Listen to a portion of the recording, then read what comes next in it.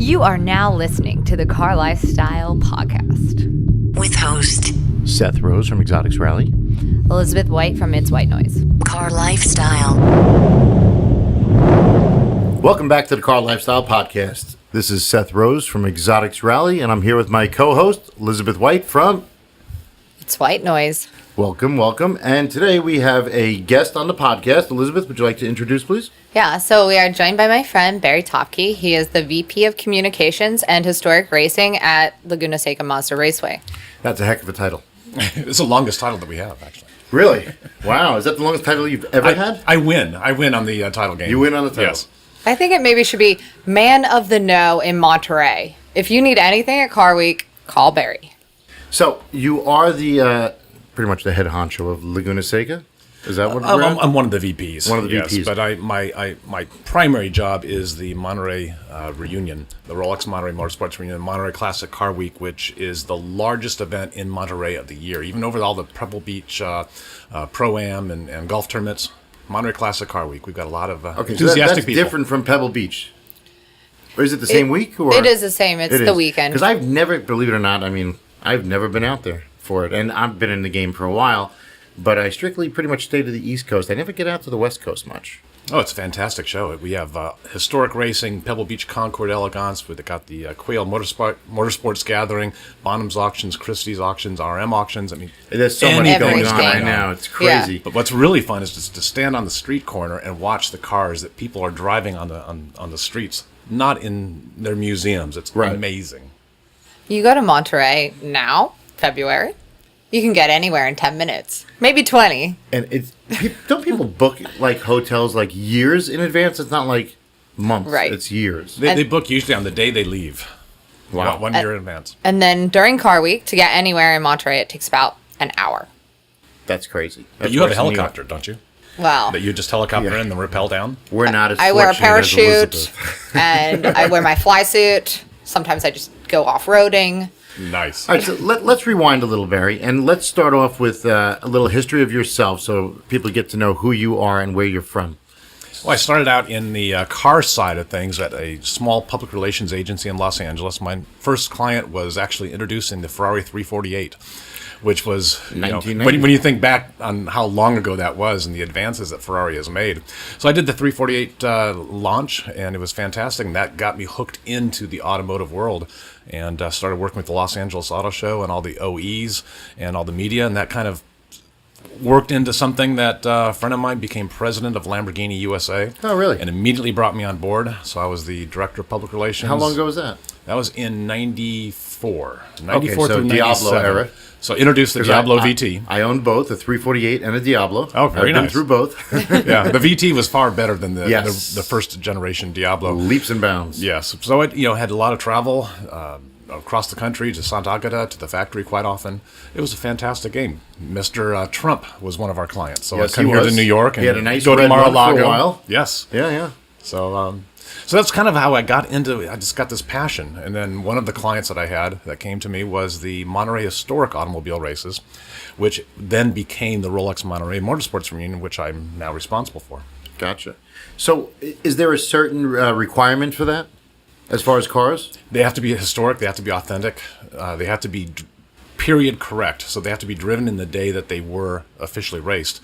We have over 1,000 entries for 550 spots. So is that many that still exist? Are those all stateside, or do people ship them in? We have containers arriving from Australia, Japan, Europe, and we had BMW last year as our featured mark. And a lot of cars were coming in from Germany. So it was quite exciting to see. Cars that you just don't see here on the mainland. So these people obviously are of a certain wealth to afford these cars and to ship them and so on and so forth. Well, you see the big transporters, but you also see these mom and pop, just 10 by 20 little tents covering their cars. That's their pride and joy.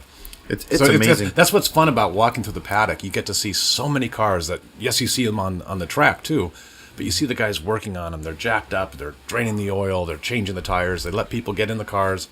We had 1 year, I think this was in 2011, we had 30 Ferrari GTOs on track. Wow. So when you start looking at, when you start thinking about that, exactly, when they were racing, they weren't just putting around. Now, Because I remember a few years back there was a classic Ferrari that was damaged in a race. Did that happen to be at the? I have no knowledge of that. At your facility? 'Cause that was like I think it was like a $7 million car that some dude was just going wild in. And Yeah, when we had them on the track, they were $25 to $30 million each. that's crazy. And to see them coming Yeah. through the corkscrew, which is our signature turn out at Laguna Seca, is just incredible. And they're going flat out. Like, they are seriously they're taking really every driving, yeah. corner. They're going over the turtles and Yeah, no, I've really seen the YouTube videos redlining. and stuff. It's pretty wild. So, why don't you take us through the racetrack itself? Where's it located? It's in Monterey, California. It was built 60 years ago in 1957, so we're celebrating our 60th anniversary this wow. year. Okay. It started out as a 1.9-mile sports car race. It was built in 30 days with $125,000. So imagine doing that today. So it's a full road course. It's an actual road course, and it's now lengthened to 2.238 miles. We had MotoGP, we have the World Superbike there, IMSA's here, Pirelli World Challenge, obviously the historic race. And then we also have, in our first race, is the Ferrari Challenge. So we have the Ferrari Challenge back this year. Wow. That's interesting because the new cars are out, and that should be an interesting race. Because, I mean, Challenge has gone through a series of cars, starting with the 348. 348, right. Yeah, that was the first Challenge car. And they go aggressively. There was one instance a couple of years ago where one Ferrari actually flipped in the corkscrew. And we don't like to see that happen. But No, the driver sure. was fine, but you just look at the car and going, oh, the car. You're always trying to keep the shiny side up, whether on the street or the track. Right, right. a lot of accidents happen there at the corkscrew. Yeah, it's a 5.5-story drop in a very, very short period of time. Yeah. and it's a blind turn coming in. 5.5 stories? Right. The story is that when it was lunchtime, when the bulldozers were out, they kind of staked the ground. So the designer of the track says, just find your way down to the bottom of the hill. So the bulldozer just followed the little line through the trees and went down. That can't be really safe. Oh, it's very safe. They race wink. motorcycles as well on this track. That's and crazy. Small technical difficulties there. We're back. So we were talking about the 5-story drop. Yes, the corkscrew. And you're saying that a bulldozer just decided to plow down? Exactly. Went down and carved the track out. And the first sports car race was won by Pete Lovely in a 500 Testarossa. And we're having our 60th anniversary this year for the Rolex Monterey Motorsports Reunion. We're trying to get that car to be our featured car. We know where it is. We're talking to the owner, so hopefully we can have that car back and kind of be the star car for us. Come on, owner. Yeah, that's a little freaking scary. I don't know about it. I mean, I've been on a lot of tracks. Nothing with a 5-story drop. Well, I just think that's called end of budget. They're like, Okay, we can go with that. Okay, so this year, what do you have lined up? When did you? I mean, obviously the weather is different there than it is here in New York. So it's 60 degrees here in New York yeah. in February. true. We are having a little bit of a heat wave. And we just got power back in Monterey after 3 days of no power because of all the storms. And another system's coming through now, so it's a little bit nuts, but it's beautiful because it's all green in Monterey, and our golden hills of Laguna Seca are now nice and green, so it's going to be very nice. But we start out with the Ferrari Challenge in May.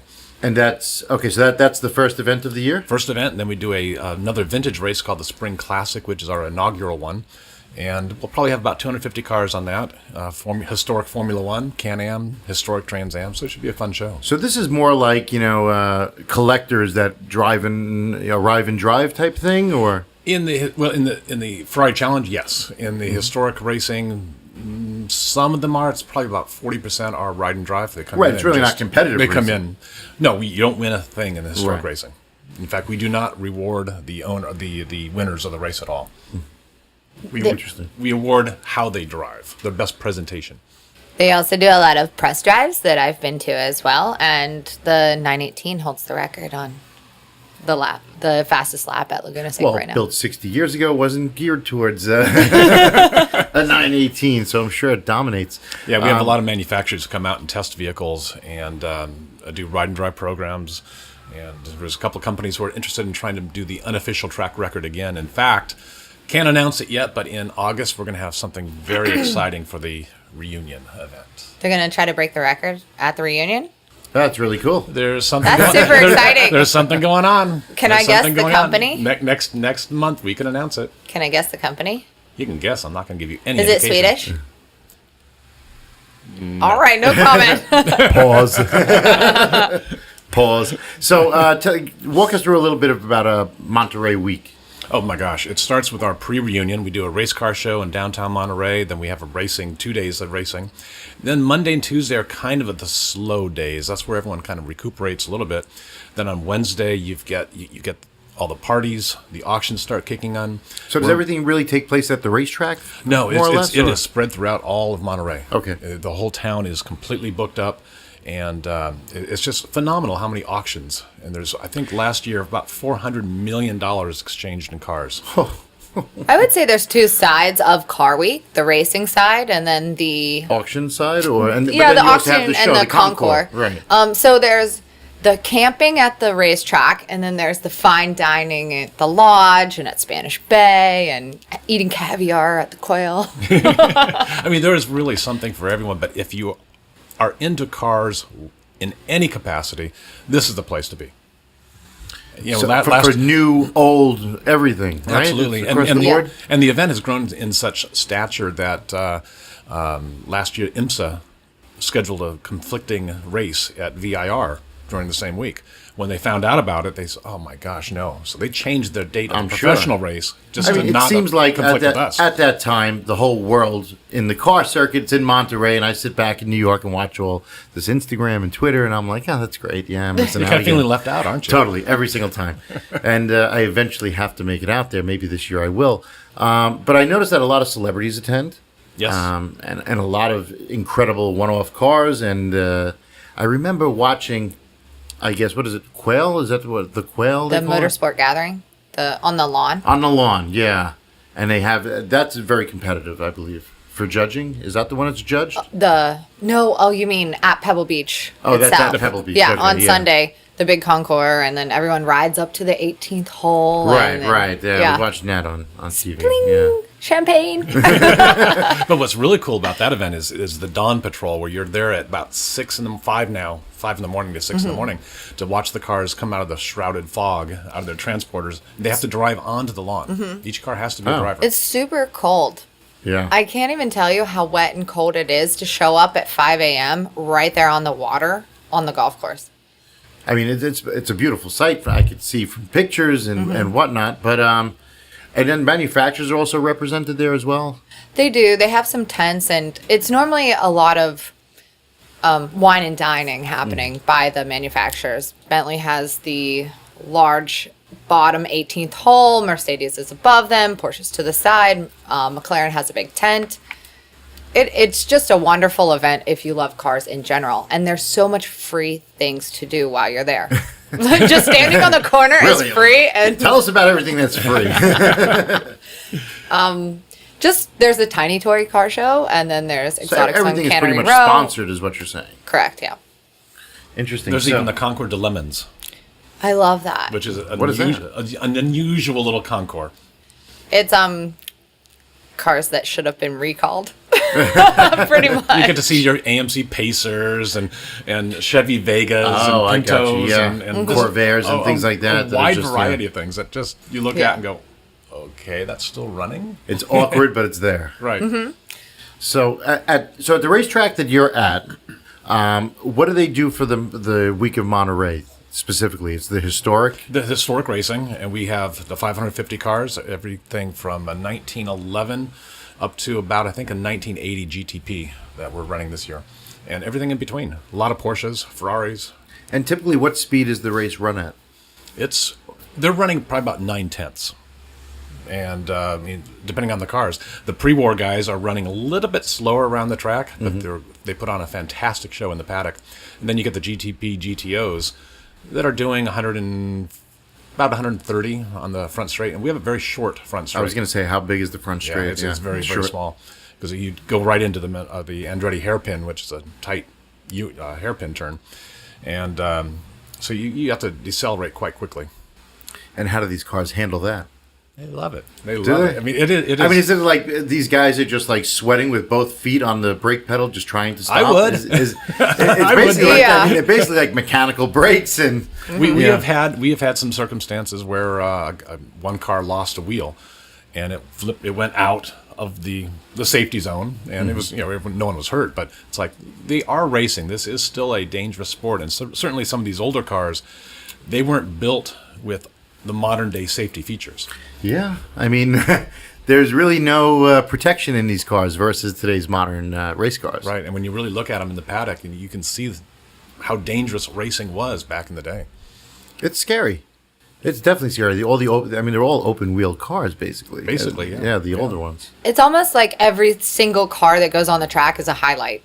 Almost every single car you see at Pebble Beach is a highlight. It's like parked in front of the Spanish Bay is a McLaren F1, and then you go to the track and you see a Group B race car that's won Le Mans. Like it's crazy. Truly a fun place. let's get a little more info on Barry here. So, what kind of car do you drive? Anything interesting? A Mazda 6. A Mazda 6. We're Mazda Raceway Laguna Seca. Okay, so I've got a beautiful, right. So the beautiful Raceway soul sponsored red. by Mazda. So I mean that kind of plays into that. Right. But you said you don't have a spec Miata that you race around a track? No, I don't. I have 2 kids, and they're still going through college. So that's my play money right now is taking care of the college. So do they do a lot of club events at the track? Yeah, we're rented almost every day of the week. Really? With the club events, OEs coming in, racing, things like that sort. We had Ferrari testing just a few days ago. So, a few teams were out there kind of testing. Challenge testing? Is that what it was? Yeah. Wow. So, it's a full-service racetrack. There's fuel there, everything on site? Absolutely. We've got suites and everything like that. And during the historic week, we've got, Porsche, Bentley, Acura, Honda, We'll be happy Audi, to and occupy a suite, everybody right? is out there. Yeah. I think we'll be happy to occupy The one of the CarLifestyle suites. suite. Yeah, CarLifestyle. Mm-hmm. Sure, why not? I've Can you hook us up? I've got a contract right here. Let me get that out. Is it? Boy, it went quiet, didn't pennies it? on the dollar You're very here? quiet. I'm looking for a pen. Oh, we have a pen. We will podcast with every single person that attends. That's right. Big shout out. But it is. Monterey Classic Car Week is just. It's just an overload of fun. Seeing people, you see the legendary drivers walking around. They're all approachable. Last year we had David Hobbs out, and Sir Sterling Moss usually comes out, and Dan Gurney, and people like Bell. that are just incredible. What is your highlight of that week? When it's over. Well, I'm sure big preparation, the full actually- year. It all rides on a few days. And Yeah, and actually, when you see the participants come in and they're cleaning up their cars, and when the track goes hot, when you start hearing the cars on the surface, that's when it starts to get really, really fun. The You rumbling you and put the in a lot of popping time and all into the it and noise. things like that, and you see the fans. I mean, I love walking through the paddock and seeing, families. We see a lot more kids coming out. The fathers and their sons and daughters, and kind of reliving history. Right. And we like to say this is a museum springing to life, because you have to, you just hear and see everything. right, isn't it? What's out there? The Peterson Museum, or do they pull all the cars out of there and bring them on the Peterson track? Museum Yeah. down in Los Angeles. I was just down there 2 weeks ago for a Dan Gurney exhibition opening. Really? And That's fantastic cars Interesting there. place. Dan Gurney was part of. He was one of the forefront members of the Coast to Coast Sea to Shining Sea race. Yes, he was. And we've had a lot of turmoil on the podcast in the In a past Ferrari couple of episodes. Daytona, as I recall. Yes. Yeah. Yes. Nice Ferrari. Yes, and so he's still alive and kicking, and And he is still working. He is still tinkering away with all sorts of projects. interesting. We're going to be down at Amelia Island Concours, and he'll be there too. He wouldn't miss it. Guarantee. Yes. Like, That's another one I haven't been to, and that's East But Coast. that's East That's- Coast. I know. Oh my gosh. that's the Pebble Beach of I the know. East. I live in a bubble up here in the Northeast. I guess I don't know what it is. No, Amelia is another fantastic Concours. I mean, I think it's second only to Pebble Beach Concours in terms of quality I of think cars. I think that's more geared towards Ferraris, right, Amelia? No. No? It it's- used to be like more very vintage, and I think now they had a Porsche mark before, and they've had. They had, gosh, I'm drawing a blank on the Spanish cars. Oh, But El Carro de no, it starts with a Z. Español. It starts with a Z. Am I oh my wrong? gosh, no, yes. It was like a couple years ago. Okay. But Bill Warner, the founder of the Amelia Island Concours, which I think is 26 years now, he picks cars that are fun. He has motorsports. He had historic Trans Am cars last year. And I'm honored to be a judge again this year. So Oh, cool. This is my third year as being a judge, which is fantastic. My first time judging ever. I get my judge's book, and there I am, the lead judge, with Murray Smith and Vic Elford. And what It's like, wait a minute, is there something in particular leading that them. you're judging? Does every judge have a different? Yes, we have different. That first year was World Rally Cars. Okay. It's like best paint, most Right, toothbrush. But Right. I've always wondered, does each judge have a specific item they're looking for, or you're looking at it overall? Overall. Yes, Overall, overall. okay. Last I year wasn't sure if last your year responsibility was paint or your responsibility was something else. No, just we get together, we look at the cars, talk to the owners. What's your PayPal address in case anybody wants to pay you off? That probably happens at some places. That is talked about in the judges' meeting. It is exactly. It And was- talk to the judges when you're in earshot of the owner. Yeah, it was things like talked that. about just at a Concours event out here in Long Island one year because like 4 years in a row the same guy won just with different cars each year. Everybody's like, come on, he's got to be paying him off. I mean, he's more than capable of paying him off. So yeah, I'm sure that is talked about. And Have you come up with the? I know, I can't. I'm drawing a complete blank. there's a total mental block here on a Spanish But car. it was a Spanish car. They only built several hundred, I think, but they were just incredible. How old? I mean, they were pieces of art. Really? Absolute art. That's interesting. Yeah, we actually had somebody on the podcast a while ago who was a collector of Delages. Oh, Delage, yeah. Yeah, which was an interesting French car. Yeah. Yeah. So, yeah, but I mean, there's so many cars out there, and I mean, it's still incredible. I think that people are still finding barn finds. That there are Oh, still yeah. cars Daily. buried out there and being restored. Yeah, which is it's fantastic. crazy. It's awesome. I mean, I have a certain liking for some of the old cars just because they're so mechanical. And that's what I like about them. You know, you take away all the computers and the traction control and the race control and all these different things. You could just slide these things around. You really get to feel what power to weight ratio is. Right. That's like Jay Leno's collection. He likes cars that he can work on. He likes manual transmission cars. He likes cars you can work on. He's a real gearhead. He's into it for that. And he does, I believe, go to Monterey every year. Oh, he's in Monterey every year. He always comes by on Saturday morning, takes a walk through the paddock and sees people, and he's fantastic. He's so good with people talking about cars because he knows his stuff. Yeah, he's very, very, very well spoken when it comes to cars. He knows them in and out. Yeah, he should be in entertainment. Maybe Yeah. one day. Maybe. Yeah, maybe. Maybe I'll make that recommendation to him. I think you should. Okay, thank you. I just like his outfits. Oh, yeah? Yeah. That's another big thing, right? Aren't people into hats or something at Monterey, right? Don't they wear like yes. crazy hats? Yeah, it's kind of like the Yes. Kentucky Derby. Yeah. of the I car saw business. something about that. Oh, it's embarrassing. Really? Yeah. I don't wear my floppy hat anymore, so I'm off the hook. Some people show up like they're going to the British wedding of the year. Really? Just to walk the Concours? Yep. Especially when the ladies are in high heels. There's a lot of walking and there's grass, and you kind of think maybe that's not the best. So type they're of aerating footwear. the lawn the whole day. Absolutely. Yeah. That's cool. Because I've seen, a couple of manufacturers unveil cars there. Yeah, they have. In fact, I remember, I have a Spiker. I know I always talk about it, but I know they unveiled one of their prototypes there a couple of years ago. Right.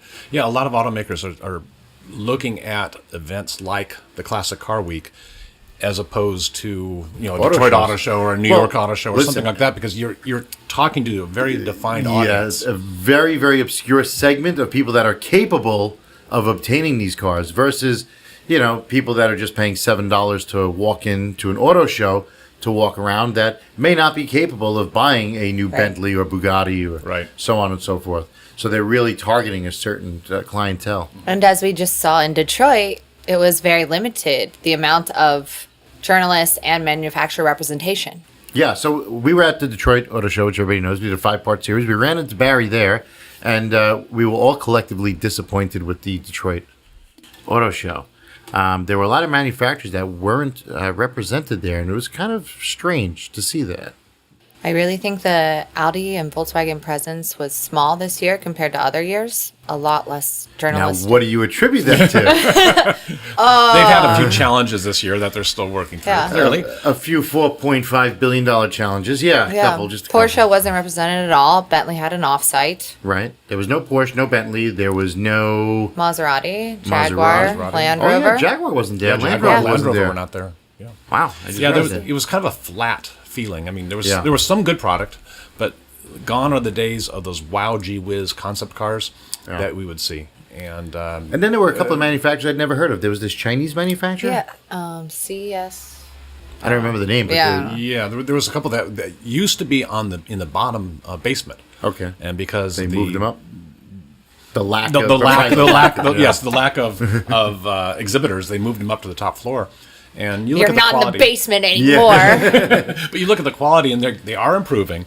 From that first year that I saw them, the gaps and everything were just horrible. Mm-hmm. It's like, oh my gosh, they've got a long way to go. But they were taking surveys, they were working it. So it was a large display. They unveiled a couple of cars, so it was kind of cool. I mean, the highlight of the show was what, the Kia Stinger. That was a cool car. Was pretty that cool. was like the highlight of the show. I'm telling you, Kia is on a roll. I would definitely rock one of those. Just I would have to borrow it first just to make sure I liked it, but it was a cool car. I liked it. Yeah. It kind of made me feel like it was like an Alfa Romeo Giulia or the or a Maserati Ghibli. Yeah, it felt like more that. go-karty. Yeah, just the only thing, like I always say, is the name Kia kills it. Right. I think that hurts them. That's why Hyundai has and the Genesis, a whole separate line, like Lexus. Yeah, but it's still people associated with Hyundai. Like Lexus is associated with Toyota. Toyota was never a Hyundai. Mm-hmm. Hyundai was always an entry level car. Toyota. Do you remember those very first Hyundais that came out? Oh my lord, they were. Yeah, I think they sold for like $4,900 or something like that. That were it was just $4,995. So incredible. A Hyundai Elantra or an Accent. There was I don't know. They were $4,995. Is that the 10-year policy of warranty? Yeah, but you know what? I just found out something about Hyundai warranties. If you're listening, Hyundai, a Hyundai warranty is 10 years, 100,000 miles to the original owner only. Ooh. If you have that car for 1 year and you sell it, the warranty is no longer valid. Really? Yes. Oh, read between the lines. Yes. It's only to the original owner. That's very smart of them. It is. It's great marketing. Right. Yeah. Because it does have a 100,000 mile warranty. It does. Also, if you're listening, can you just use hashtag Hyundai Funday? Because their hashtag was like get swag. And I was like, what? What? That has nothing to do with anything. The only thing I enjoyed about Kia, besides the Stinger, was definitely the Ham Stars. Oh, we had so much fun with them, actually. Saw way too many people having fun with them. I don't know. Yeah, it was bad. It was a little weird, but, we kind of liked it. Yeah. Do you have costumes coming your way now? No, they were giving out not shots, yet. too, so that maybe made us have more fun. But the show was good. I mean, it's a lot of people forget they're for consumers as well. Right. So, the media and the industry people, okay, yes, we're saying it's a little bit flat, but they still get 750,000 people through the show. So sure. Well, those people didn't know who wasn't there until they toured the place. Right. I always associate everything with the New York Auto Show because that's, for me, is always the pinnacle of the year, for auto shows. I mean, it's coming up. We look at last year. They had a Koenigsegg, a Bugatti, McLaren unveiled a car. Yeah. It's growing every year. The Aston Martin Vulcan. That's someone else who wasn't in the Vulcan Detroit. was there. There was a lot of misrepresentation. And here in New York, they certainly do a lot of off-site reveals and parties and hospitality. Right. I mean, the New York show is, I think, the most fun show in terms of visiting. Plus, we're here. I worked in the LA show for many, many years, but everything is right here. Yeah, I mean, it is kind of the mecca for the entertainment part of a car show. Mm-hmm. And you look at the world's media too. You have your Good Morning America. You have all these live shows right here in East New York, Coast time that they don't go to the West Coast because of the hours. True. So I mean, manufacturers spending more we're money. early risers here on the East Coast. True though. So the Detroit Auto Show, we all agree, was a little disappointing, but on to bigger and better things. So when is Monterey Week? Back to that. August 17 through 20 is when we're on track, so it's that week. Yes, it's just, like I said, overload of cars. It's a place you have to visit at least one time. I know, and I haven't done it yet, so maybe we need to do that. Just sleep in the suite. But don't people usually bring their cars out there? Is that the thing? So do I have to bring a car out? Some do, I tell you, with the amount of traveling that we've been doing and that we're going to be doing with the podcast, I should just really put one of my cars on the West Coast and maybe one down in Florida. Yeah. Might just be easier. Well, I can go back today and drive it back if you have something. I have plenty of cars. I can cancel my flight and there we go. Take your pick. Wait, can you store it for us as well? I can find a place. Can no we problem. have a special garage? Yeah, seriously. I mean, At the Monster Car Raceway? Lifestyle Garage. Right, there we Yeah, go. exactly. And when you said suite, are those like, do they have like, accommodations for overnight at the track? We have camping, but we don't have a hotel or I something. don't know like about that. a tent. A tent's not going to work for us. Airstream. There you go. Airstream overlooking the track. That would be nice. That'd be Yeah. nice. Well, I do have my race car trailer if you want to drive that. Take that with the truck and With the the car. trailer, empty trailer. Are you saying? No, I'll load it up. I'll load it Okay. up. We'll put. We'll swap tell you what, some out. I have a Mazda. Which Mazda? I have a Mazda that you MX-5? probably never had at the track ever. What's that? I have an AutoZam AZ1. Don't know that one. It's a micro car. Oh, no. It Going is door. so Is it really? awesome. Going door. It's a right-hand drive, 5-speed, with a Suzuki 3-cylinder turbocharged engine. Nice. And it's considered a K car from Japan, KEI, Yeah. which is the micro cars. Mm-hmm. And I'm sure your people at Mazda would absolutely adore it. I don't think I want to drive that one back to No, you West could trailer it. Coast, though. Yeah. It's awesome. It has a big wing, too. Yeah, it's so got cool. a big wing. It has air conditioning, no cruise control. So, but yeah, Yeah. Who needs cruise control? exactly. I put Lotus seats in it. Nice. I Nice. put Lotus Exige seats for more room, so you'd be really comfortable. I think when we were in Long Island, we maybe passed the speed limit a couple times. I don't know. It's in kilometers. I really don't pay much attention to it. It's the sense of speed that you Yeah. that It you really go by. goes. Yeah, we were hitting close to 100 kilometers, so that's definitely speeding. Nice, nice. But don't tell anyone.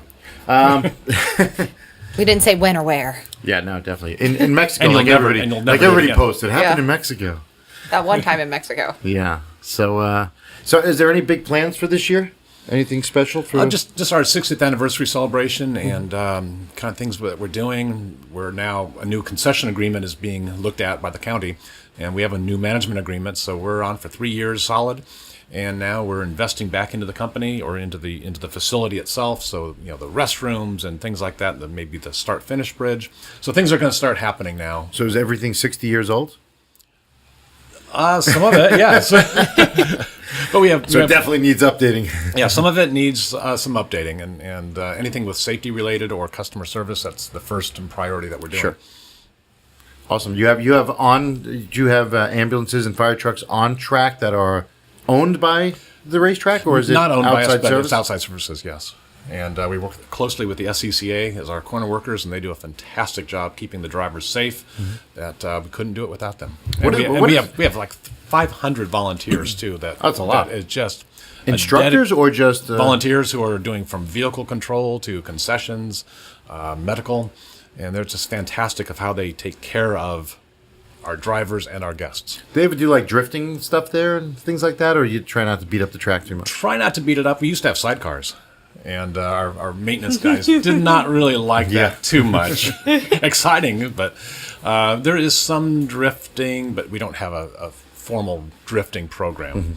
And we do have a lot of race schools that come in. We have Skip Barber and things like that for motorcycles and cars. So one time I put my kid out in the car with Skip Barber instructor, and they were drifting through each corner, and it's like, oh no. He came back just stoked as could be. Oh, I'm sure. I want a Mazda 3. I want to learn to drive like this. Like, oh, The accidental drift. Drifting in a Mazda 3, no less. Yes.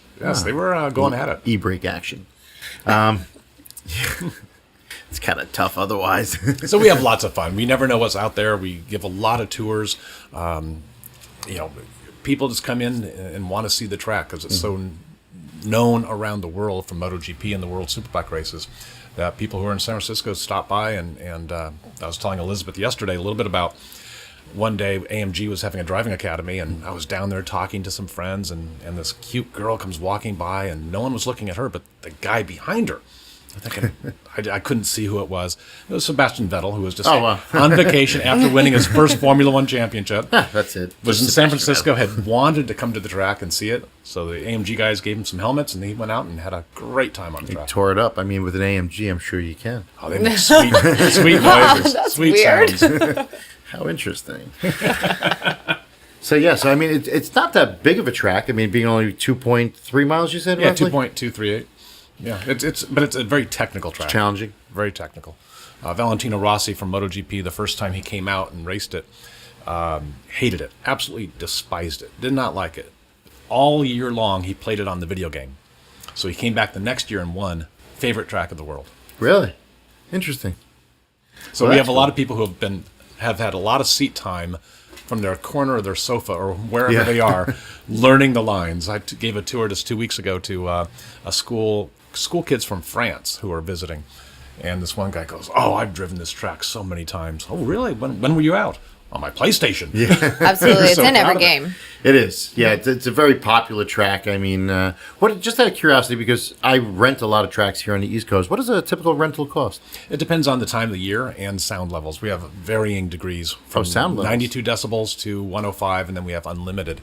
We're nestled I've in a, never we're- rented a track that Yeah, we're nestled in a variated on bowl that. with lots of neighbors around us. Oh, and, gotcha. And we were only 10 minutes away from downtown Monterey. Obviously, 60 years ago, there weren't that many neighbors, probably. Correct. It's built on the old Fort Ord property, so it was Army property. Oh, okay.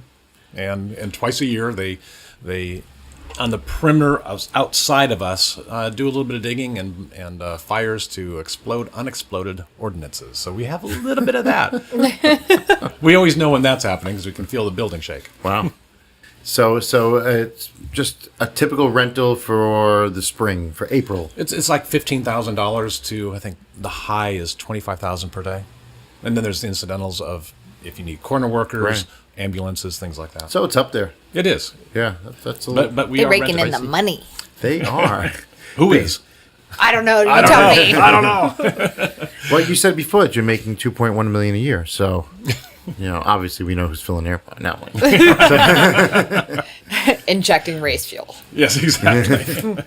No, out here, I mean, the rentals run very differently. First, they don't have like a decibel, situation, and it's usually all inclusive. But that would be, for me, that's high. Mm-hmm. That's high. But Yeah, it really depends on. Sometimes you get a deal. Someone backs out at the last minute, but we are booked almost every day of the week. do you have any rallies that go there? Not really. Well, we do have a few that come through. Do like Yeah, parade for laps tours. or something? Yes. On that note, parade lap, I asked Barry a couple months ago if I could do a parade lap this year, and he said yes. Really? What car do you want to take? I don't The know. AutoZone? We could take the AutoZone. We could take the Focus RS Turbo. Was I saying yes to that?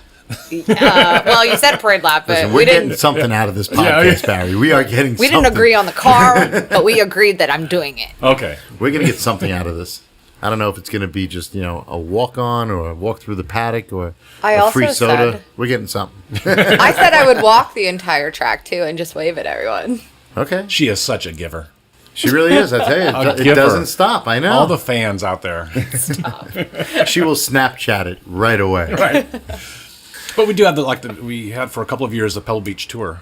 So some of the Pebble Beach Concours cars, they take about a 60-mile tour on usually a Thursday. So we're on track racing, and then we stop the racing for about a 20-minute period, and they've taken laps around. So seeing an old... Oh, so that's seeing an old- that's the tour on the regular roads, and then they stop in and take a lap. Correct. Like a parade Yes. lap. We haven't been able to do that in the past 2 years now because the CHP has said too much traffic in Monterey on Highway 68 and things like that. But it's just cool to see all these Delahaye's and stuff that you don't see racing on a track, that's for sure. Coming through the corkscrew, they're kind of high end and Yeah, I mean, bopping around a little bit. A lot of these cars, there's like not many survivors. No. It's crazy. It's crazy they're still driving them because it was about 2 years ago, I think, when the 300 SL was hit from behind. On Yes. they have to drive 19 miles, right? There's a certain Something- there's a certain yeah, there's- specification. yes. They have Yeah. to drive so much to even be eligible to Right. win the number one.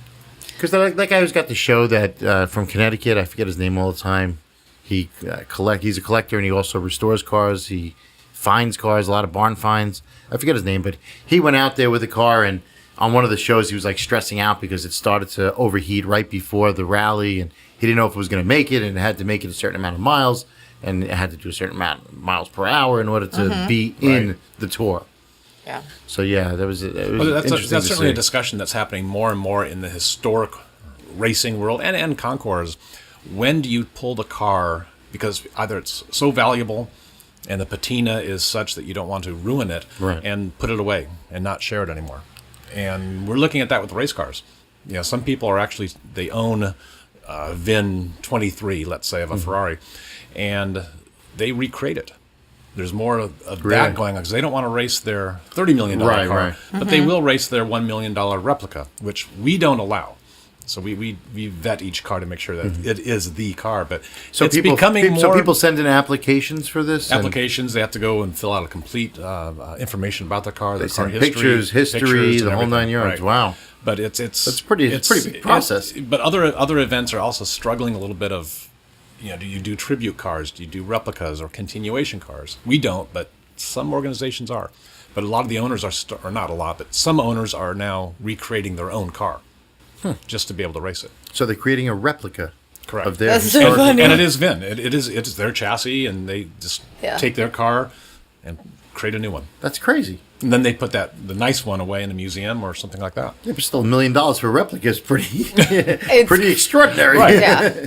But we're talking about some extraordinary We're cars. not talking too. about the old, Fiero Lamborghini kit car. Right. Yeah. Or that Hyundai Elantra. Yes. It's like, I have a Birkin, but I'm going to carry my fake Birkin just in case. And it's interesting that you say something like that Right. because I was just saying the other day that when I was young, if I had like a fake Rolex, it was like, that watch is fake.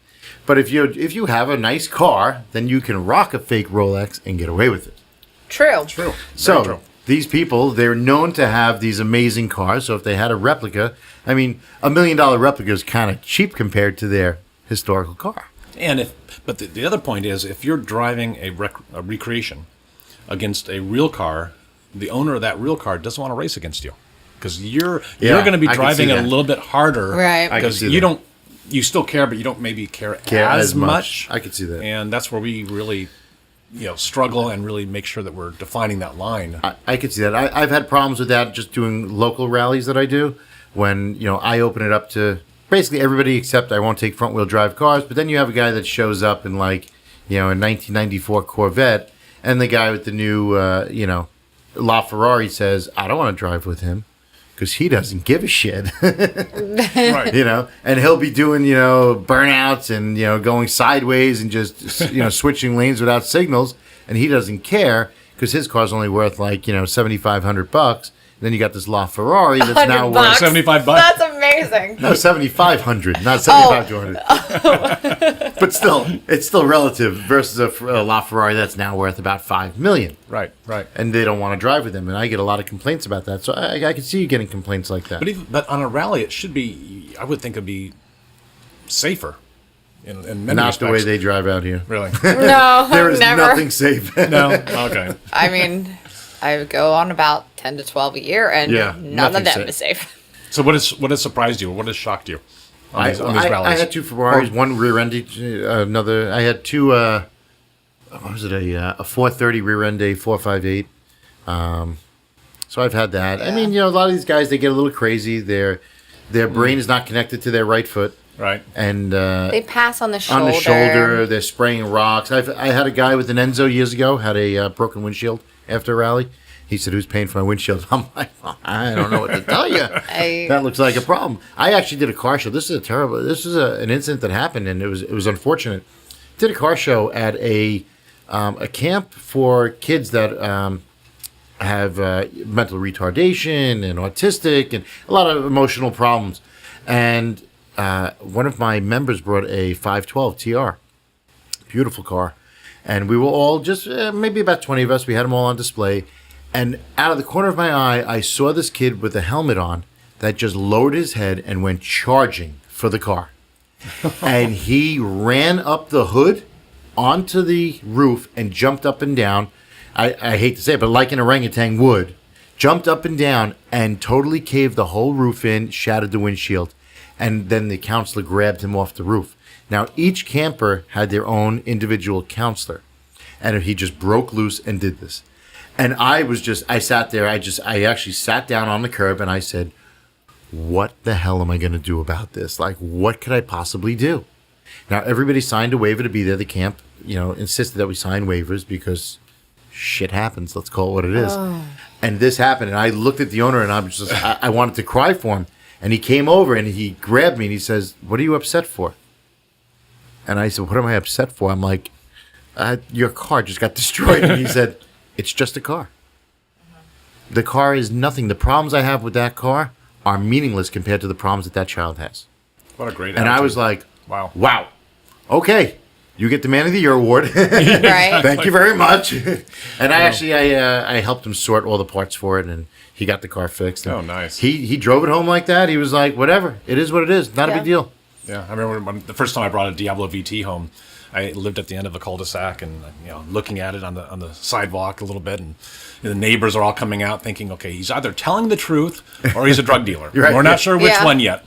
And this one kid comes walking up with a little soccer ball, and he's looking at it, and I said, please be careful. He looked at me between the eyes and just kind of gave me that little smirk and takes a run up and kicks this ball right into the side of the car. I'm thinking, this is so cool. Not. Unbelievable. But, back then, if you had a Diablo, we say this all the time, back then, if you had a Diablo, you were like an oil chic. Like, people really didn't own those cars. But what's funny is I was promoting the Diablo VT, a 250,000, 275,000 car, 492 horsepower. Today, 492, you've got that in Corvettes. Yeah. Easy. Yeah. And more so. Yeah, well, we say it all. I mean, the horsepower really war has just raised gone up. the bar so high, where 500 horsepower is like, meh. What's Right. what's 500 horsepower? I got that in my Audi. But in 94, You my know? gosh, 492 was just tremendous. Well, sure, a Mustang. We talk about this all the time, Yeah. but like a Mustang in 1990, when I was graduating high school. Shut up, Liz. These millennials. When I was graduating high school, I had an '88 Mustang LX 5-liter that was 220 horsepower, and I was a badass. Oh yeah. I mean, you put an exhaust and an intake, and you were at 244 horsepower, and that was it. You were the man. But that's what it was then. That was a V8. Now they're getting 250 horsepower out of a four-cylinder. 4 cylinders, right. All day long without turbos. Yep. Just, And they're more reliable and lighter. It's crazy. It's really crazy. And, I look at the cars that, I own now, like my Ford Focus. It's a 4-cylinder turbo, and I'm pushing 400 horsepower. And that's a light car. Very light, very, very fun, very nimble. Yeah. Probably a good run on the track. Yeah. Sure. Yeah. But, back then a Diablo had 492 horsepower, and that was a V12. Yeah. And 5-speed manual. Didn't even have a 6-speed. Yep, and it had this awkward steering position that went like right in your face, almost. Yeah. It has a really wide sill too to even get into the car. You have to be limber to get Not many into these feature comforts in that Yeah, car. you You had had the to- high you had to- center console Right. with the gated shifter. Well, the first time I ever drove the car, I just started with Lamborghini. We were doing a PPG pace car program up at Belle Isle for the IndyCar race. And I got the car on the track, and people were looking at it. It was all great. Paul Newman and Mario Andretti are looking at it and say, "Hey, gentlemen, would you like to go for the drive?" So they get in. Mario Andretti drives the car on the lap before the race starts. They get out of the car, and they're the IndyCar people are yelling at me, "Hey, get the car out!" So I get in the car, and mind you, I've never driven this car. So I get in the car with Mario Andretti and Paul Newman looking at me, admiring the car, and I stall it. I stall it immediately, and the look on their face is like, "Who is this guy? He's wearing a Lamborghini shirt, but he can't drive the car." Yeah, that's a little I rough. burned the clutch all the way back to where wow. I parked it. The smell, because I was so nervous and so scared. But once you get the hang of it, it's like, oh, easy. Yeah, I mean, it was a very small cockpit in those early cars, and the pedals were actually very close together. And, I had a Diablo for, I think, all of 3 months.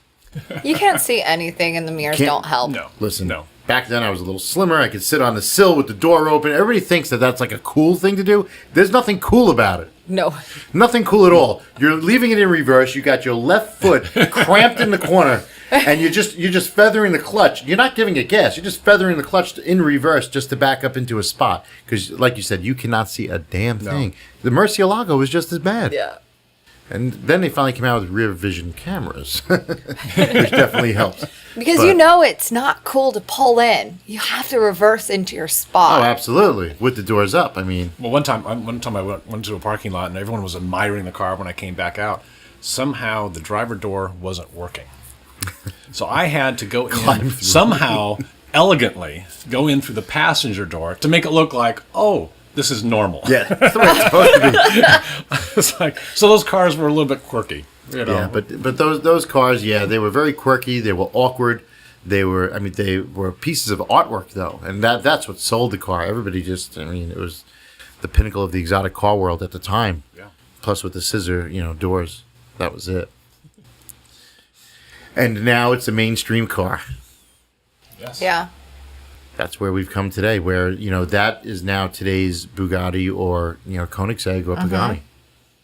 So, anyway, well, this was a very good insight into Monterey and to the Laguna Seca racetrack, which is also, what's the actual title of the racetrack? Mazda Raceway Laguna Seca. Okay. Mazda has been a partner now for, I think, about 15 years. And is it their testing ground as well? They do some testing out there. They are, I give them a shout out. They have done a phenomenal job. They've always stepped up to the plate. They're motorsports enthusiasts. There's a small car company. I think they have 2% of the market share. Yeah, it's very small. But they are 100% behind the track. They're 100% behind bringing people into motorsports. They get it. They really get it. Good Have people. you seen the new RX-7 test mule on a track? No, I have not. Liar. Anyway, I want one of those. That's sick. we're waiting for that to launch. Yeah, Yeah, that'd be nice. like the Toyota FT1. Yeah, that Supra. Yeah. So anyway, again, great insight look into the Mazda Laguna Seca Raceway? Mazda Raceway. Laguna Seca. Laguna Seca. Okay. Mazda Raceway, Laguna Seca. Now that we got it right. And it was a pleasure meeting you both in Detroit and for stopping here in New York and taking the time to podcast with us. Liz, you want to add anything else? Nope. Where can we find you online if our listeners want to find the racetrack, if you want to give a plug? MazdaRaceway.com. Very simple. All of our events are on there. Tickets, our souvenir store. We have the outline of the track. Some people think it looks like like Bart Simpson or a T-Rex. So you got to kind of take a look at that. But we have a great souvenir store that they do gangbusters just because of the iconic look of the track. But MazdaRaceway.com, check it out. And if you want a free entrance to the track, just go there. Make sure you ask for Barry. Say that you're his relative. No, I'm only kidding. That's I'm sorry, my name's not Barry. Did you say it was Barry? And he'll give you a ride in a chopper too. So, can you land a chopper there? Yes, absolutely. We have 3 helipads. Done. One for medical and 2 for shuttling guests. Perfect. Liz, you're good. Yeah, I'm great. Just gotta get the helicopter down. Easy. You've got that hooked up. And you can find Elizabeth White at... It's White Noise on all channels. And I'm Seth from Exotics Rally at Exotics Rally on Instagram, Twitter, Facebook, Snapchat, and I think that's it. Tinder. I gave up Tinder. I gave it up for Lent. All right, we are signing off, and that's a wrap. Car Lifestyle.